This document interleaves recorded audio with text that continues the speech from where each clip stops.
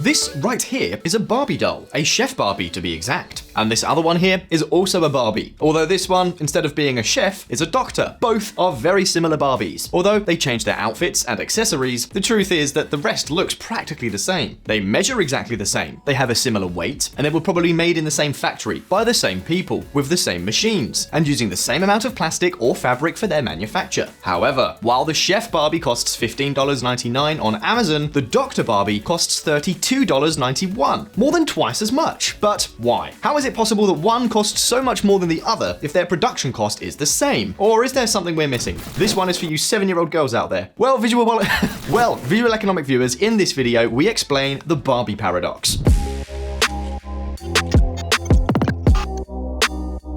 Let me ask you a question. If you had a company, what things do you think you could do to increase your profits? Perhaps if you're a big fan of companies like Coca-Cola or Apple, you will say that the key is good advertising and product design. Or if you're more of a fan of companies like Primark or Inditex, you will say no, that the secret is to get the most competitive prices in the market and dominate the competition. Well, in fact, the truth is that no matter which strategy is used, whether it is better or worse, will depend on the industry or specific market segment we are talking about. What may work for Apple with high prices and cutting-edge design could be completely counterproductive for low-cost alternatives such as Xiaomi, which are dedicated to offering very competitively priced products. The important thing is to know in which market you compete and to have in mind how to position yourself. However, there is one strategy that works for everyone, a strategy that practically every company in the world uses. And we're not talking about something exclusive to large multinationals or mega corporations, but a strategy that can be found in even the smallest companies. So what strategy are we talking about? Well, listen up. A discriminating industry. Think about it. What better way to make money than to charge each customer as much as they can afford to pay? Something like inventing a scanner that analyzes people and tells us the highest prices at which each of our customers would buy our products. If you could get your hands on such a device, doing business with it would be very profitable. Imagine I set up a bar and my first customer, Paul, comes in and wants to buy a sandwich from me. I apply the scanner and Paul has a lot of money. The scanner tells me that he would be willing to pay me up to €5. So I want to make as much money as possible. I charge him €5 for the sandwich. However, then Maria comes in. She is a young student without many resources, and the scanner says that she can only pay me at most €3 for the sandwich. So I charge Maria €3 for the sandwich. And pay attention, because thanks to the scanner, I have gained the maximum possible from my two customers. I no longer need to set the same price for everyone. I'll be able to charge more to the rich and less to the poor, and they will leave happy because they will pay a price that they were prepared to pay. Thanks to this machine, I will make gold. Well, at least I would make gold if the scanner really existed, because it doesn't exist, does it? ChatGPT, can you catch up?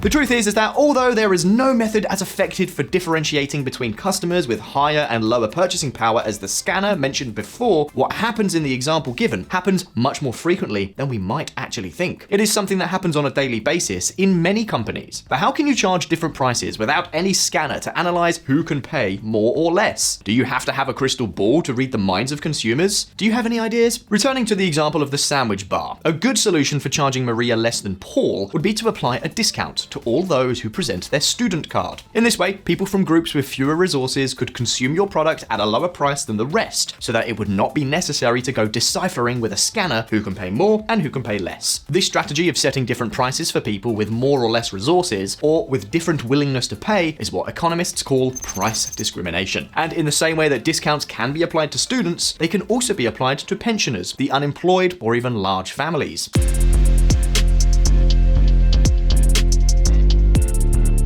Although, note one detail. In all these cases, there is a unifying element that characterizes the various groups. The client always has a mechanism to prove that he or she does indeed belong to a low-income group. In my example, a student ID card. Now, could price discrimination be made in cases where the company knows nothing about its client, or where the client cannot demonstrate that it has few resources? Well, the answer is yes.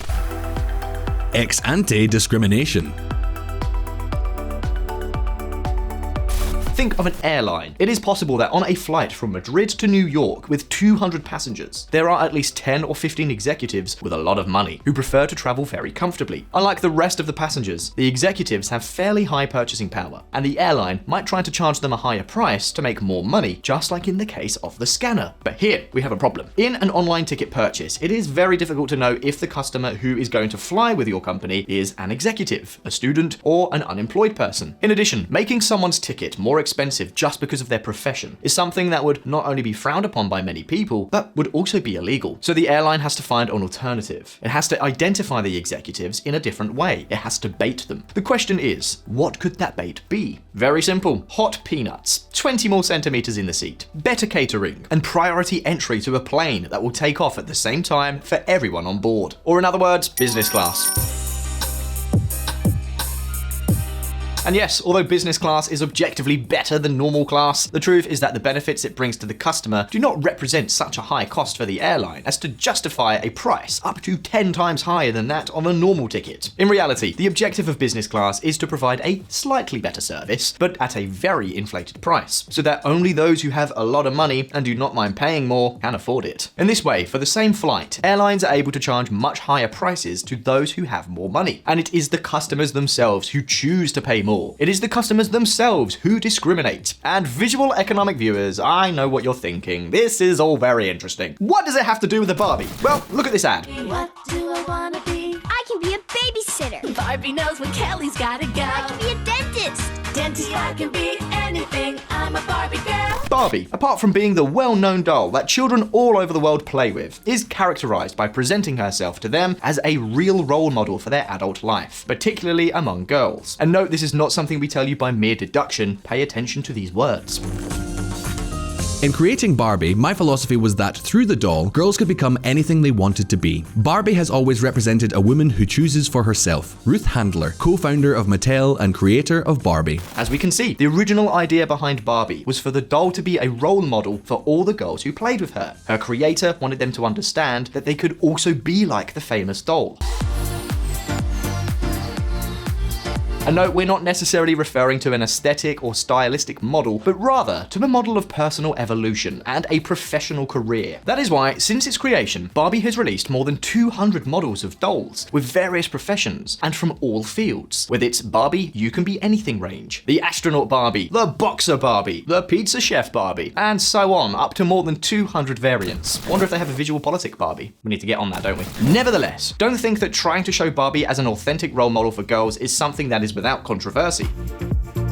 A Barbie book titled I Can Be a Computer Engineer, in which Barbie needs men to fix her technical issues, has been criticized for reinforcing gender stereotypes. No matter whether we do or don't like the idea of Barbie as a role model, the truth is that even the children's parents themselves know that this strategy works, and to a certain extent, they can take advantage of it. But how exactly? By choosing the Barbie dolls that best suit the lifestyle they want for their children. Do you want your daughter to be a tennis player? Buy tennis player Barbie. Want your daughter to be a hairdresser? Buy salon stylist Barbie. Do you want your daughter to be a doctor? Buy the Dr. Barbie. It is right here where the key to everything lies. As with airlines, many customers with a lot of money are willing to pay a lot more for a Barbie that brings them some slight element of differential value that the others don't have. In other words, bait. A bait like the one we discussed earlier with the small benefits of business class on airplanes. So what is Barbie's bait for charging wealthier parents more? Well, there is something that Barbie executives know very, very well, and that is that there is a bias whereby parents tend to want their children to follow their lifestyle.